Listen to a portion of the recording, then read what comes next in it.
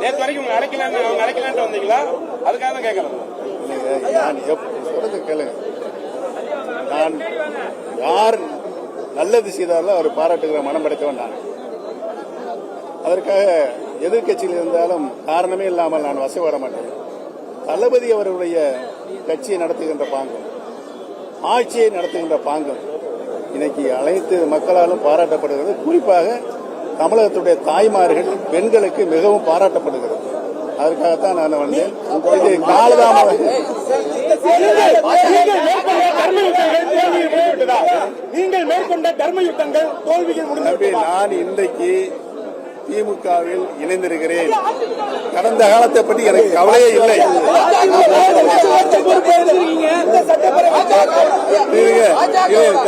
சொல்றதே கேளுங்க, பேசுறேன்.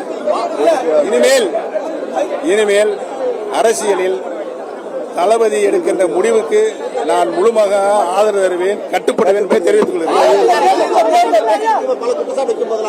திமுக ஒரு தீய சக்தி விஜயும் சொல்லிட்டு வர்றாரு. இப்ப திமுக தீய சக்தியா தூய சக்தியா?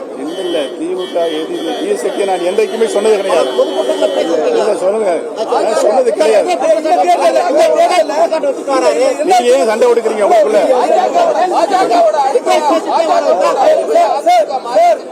தொடர்ந்து குற்றச்சாட்டு வச்சிருக்காங்க. அதிமுக எதிர்காலமே இனி இல்லை. இந்த தேர்தல் திமுக தலைமையிலான கூட்டணிக்கும் யாருக்கும் போட்டி நீங்க நினைக்கிறீங்க? இந்த 2026 சட்டப்பேரவை தேர்தல் திமுக தலைமையிலான கூட்டணிக்கும் யாருக்கும் போட்டி நினைக்கிறீங்க? திமுக எதிர்க்கின்ற சக்தி இன்றைக்கின்ற அரசியல் சூழலில் யாருமே இல்லை.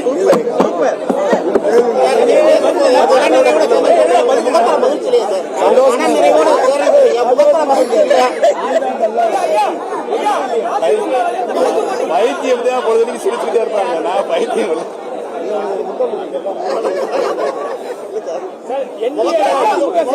பாஜக விட்டு விலகி வந்திருந்தீங்க. பலமுறை நீங்க பாஜக மூத்த தலைவர்களை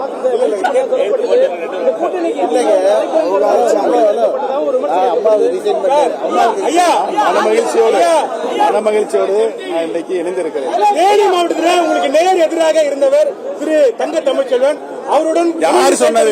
நேர் எதிராக யார் சொன்னது? இணைந்த நீங்க கேள்வியே தவறு.